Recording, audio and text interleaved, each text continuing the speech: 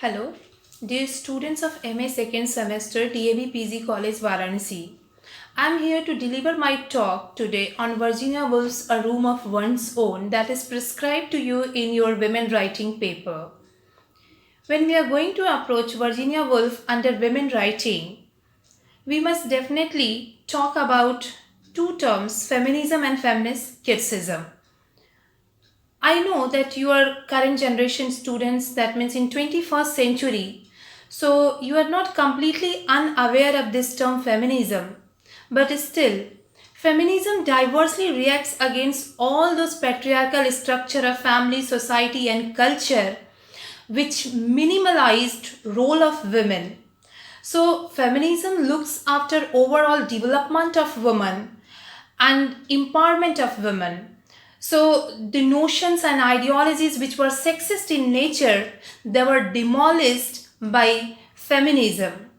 When we become peculiar to the term feminist criticism, and we know that there are Marxist feminists, liberal feminists, radical feminists, new critical women, new historicist women, structuralist, post-structuralist, many such categories are here.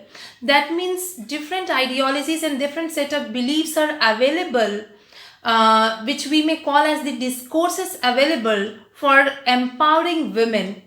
But when we become particular to the word criticism, it means our talk, our discourse is in the field of academia.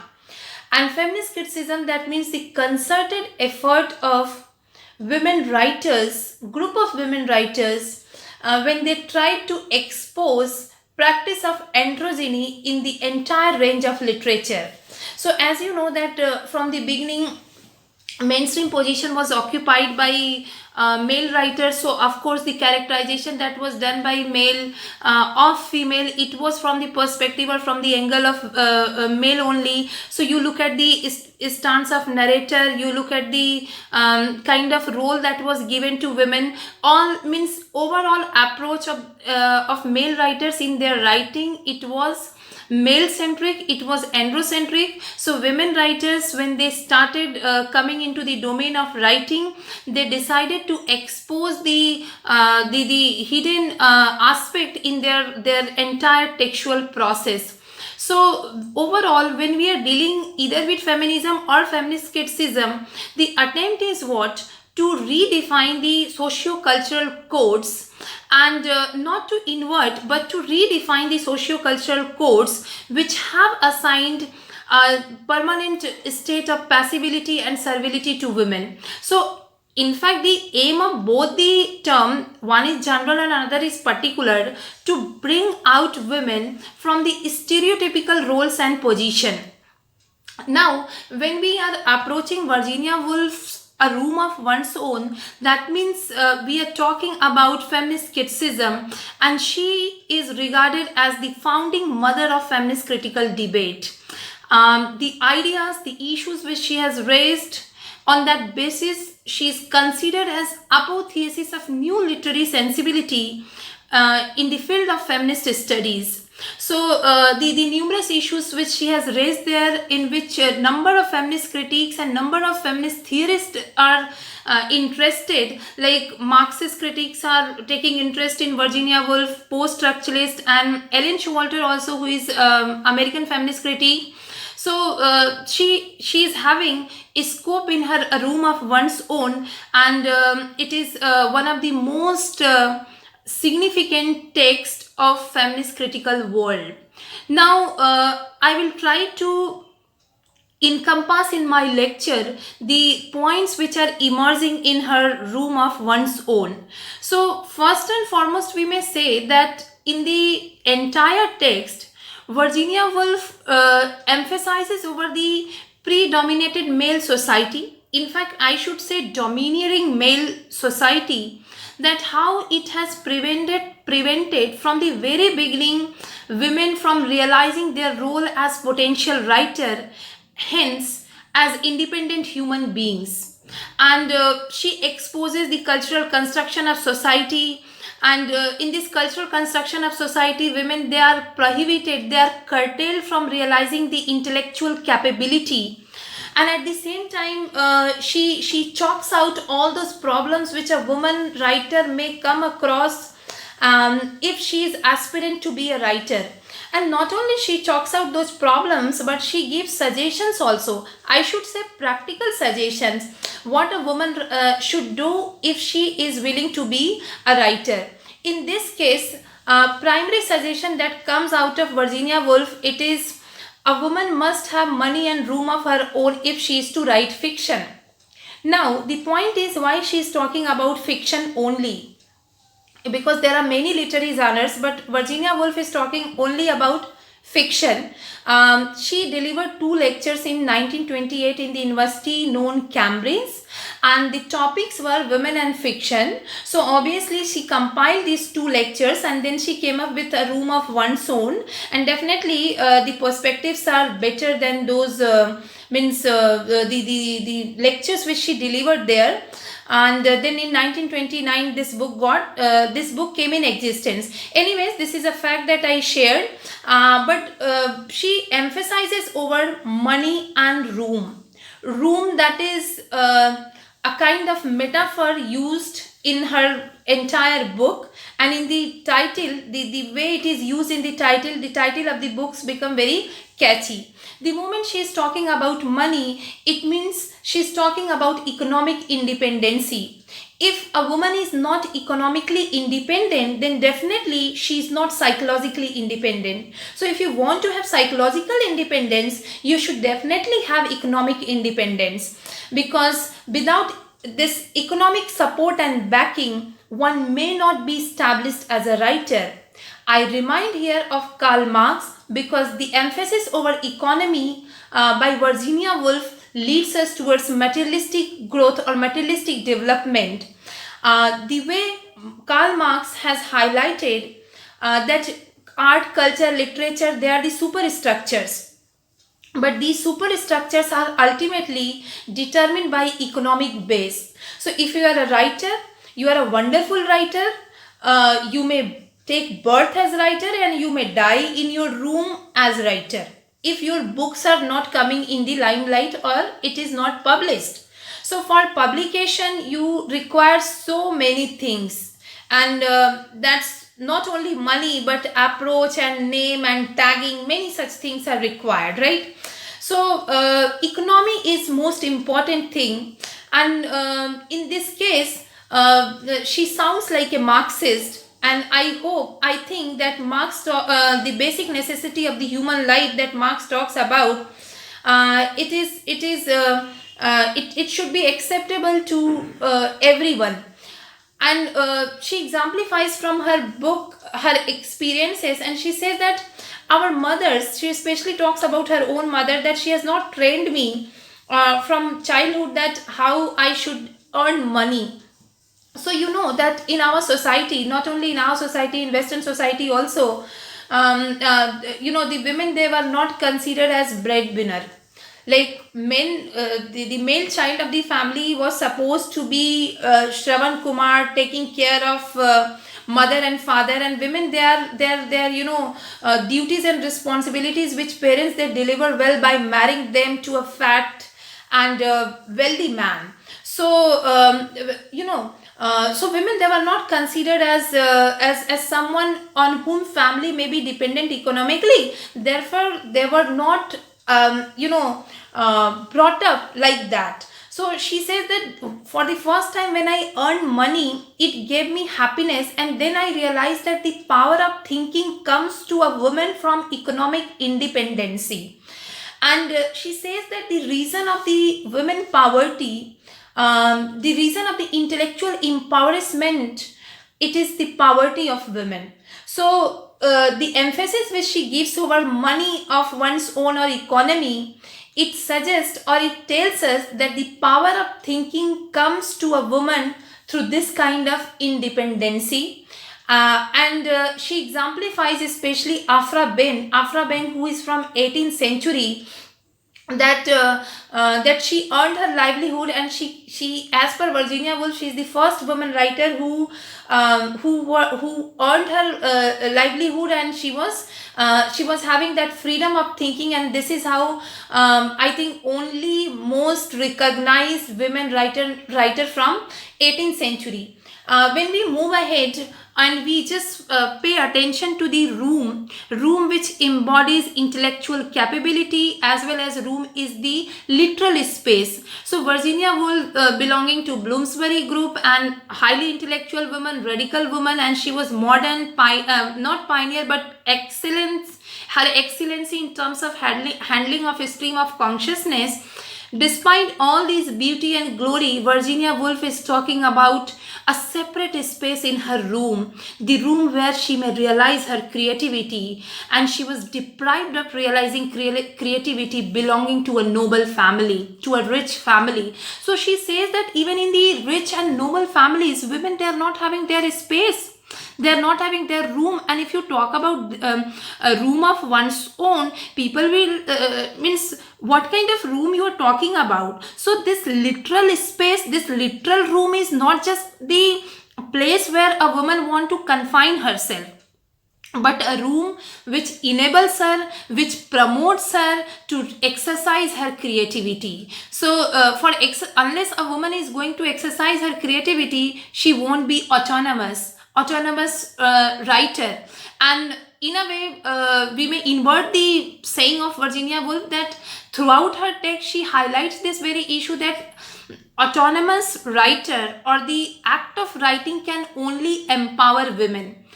So power of pen is most important as per Virginia Woolf.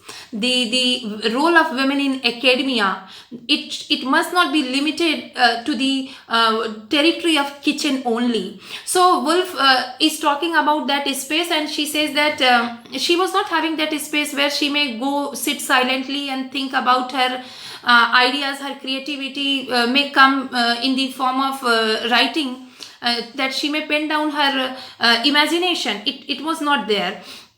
So she just gives one example, and that example is of Judith, who is fictional character there in the room of one's own, and she is entitled as means the title with which Judith's story is deliberated there. It is like Shakespeare's sister Judith, and the moment Judith is approaching for writing, she is mocked by many established women writers. So let me tell you that this interpolation is reality. The moment George Eliot and Carol Bell, they started writing, and they took suggestion from the precursors, and definitely precursors were male writers, that I want to make writing as my career. They were heavily discouraged by male precursors that don't use writing as your career.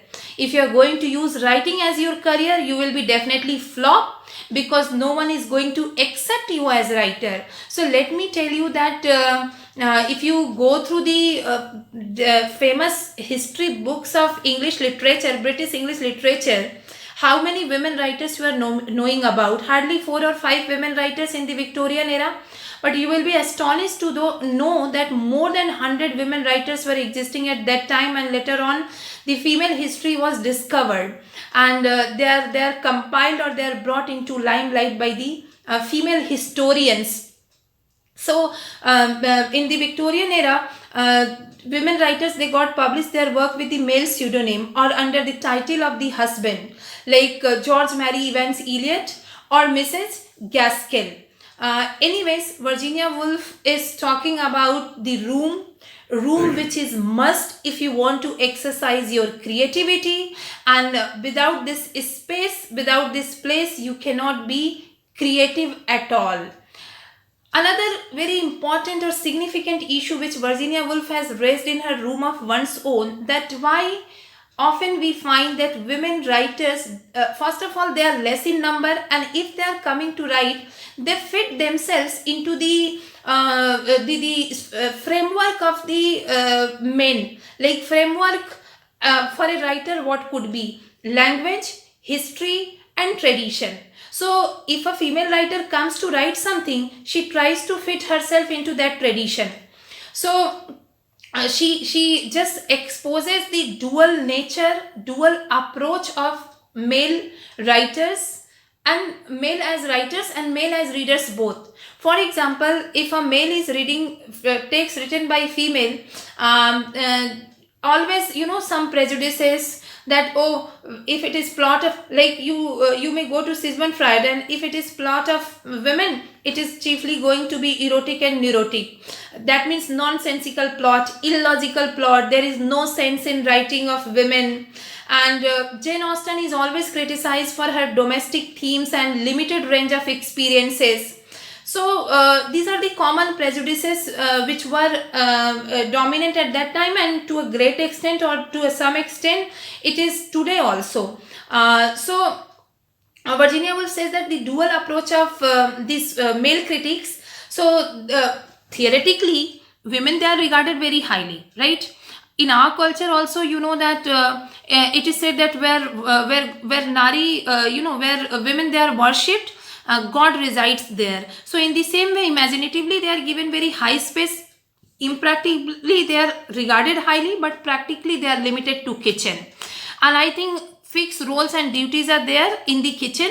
And I think, as per my memory, I can say, I can sum up here this very example of Virginia Woolf by quoting some of the lines from Kamala Das, that you called me wife, and I was taught to break saccharine into your tea, to offer right moments vitamins.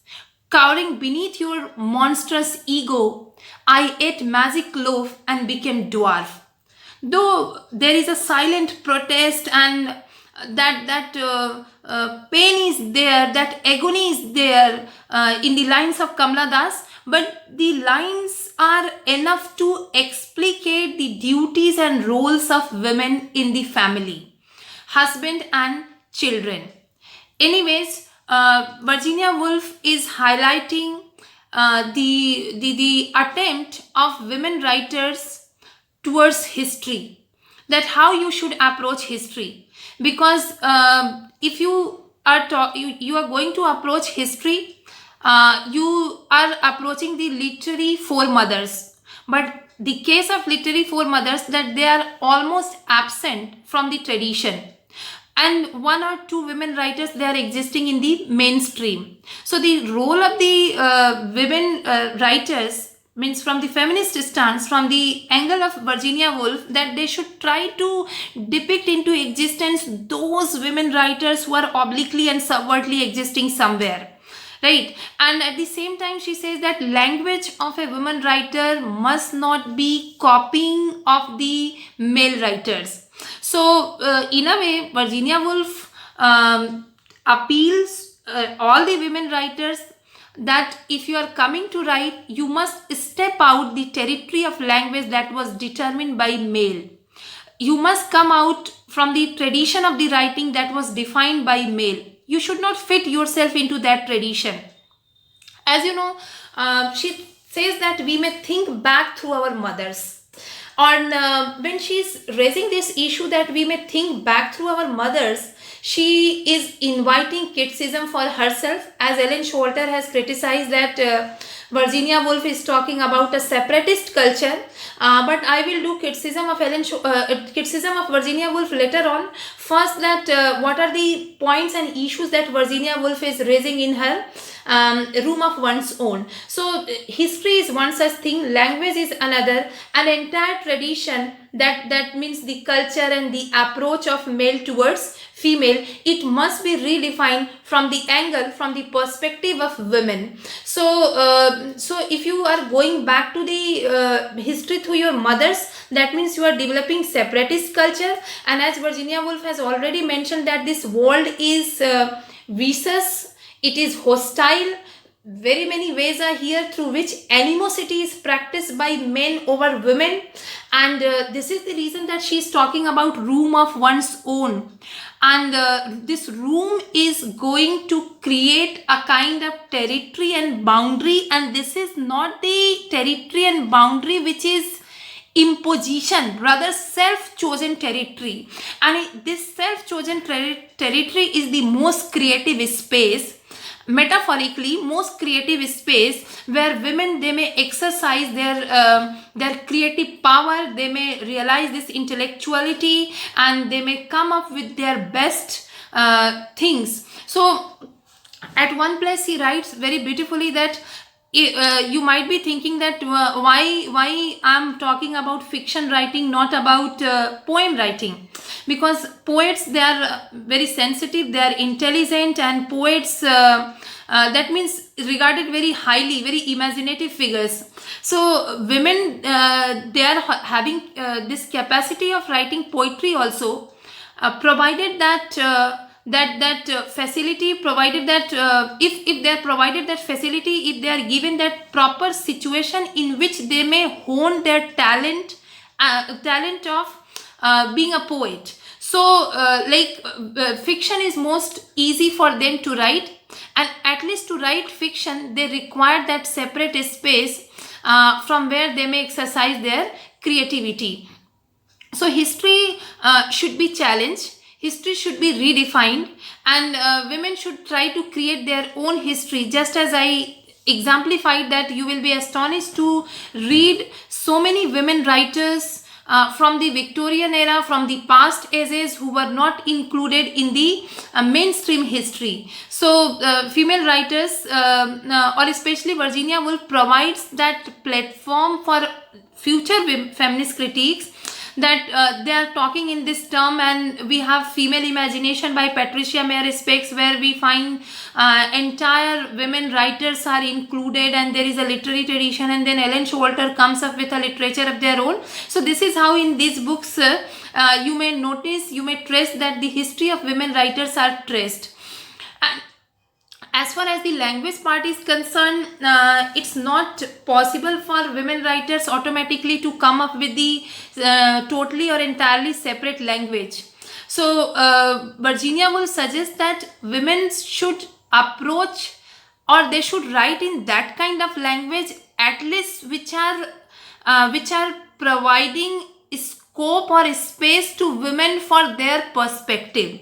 And in this regard, Virginia Woolf has exemplified Jane Austen and George Mary Evans Eliot, that they have tried to come out from the grip of the male language. They have stepped out the boundary of the boundary in terms of language that was created by men. Whereas she says that Charlotte Bronte and other female writers, they are not able to overcome, they are not successful in their attempt of coming out from the boundary of masculine language, or the language that was there in the male text.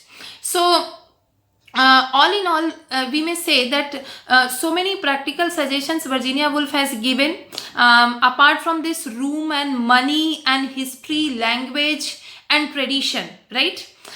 She gives, for example, the practical suggestion which she gives, like a woman must not produce children more than 2 to 3. And if she is producing children more than 2 to 3, then obviously her career as a writer will be hampered.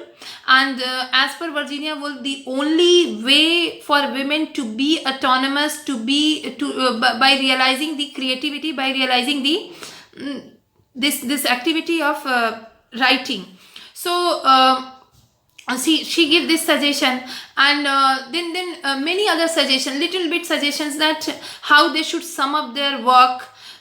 So these are the I may say highlights of Virginia Woolf. Since the time of Woolf, broad shift has occurred in terms of economy, not only in terms of economy, but in terms of society, politics, education. So but the issue that she has raised regarding language and thought, it is pertinent today and matter of feminist critical debate, especially the language she is demanding, that women, they may have language, and how they may have language, the moment they will be interpreting carefully the characteristics present in the male language. On that basis, they may also develop their own language, like how they are projecting themselves. In the same fashion, we may also project ourselves in the language of our text.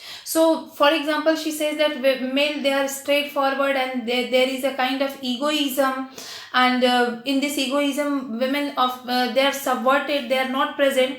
So she deals with these issues, and I think almost all the important aspects are covered here of Virginia Woolf's A Room of One's Own.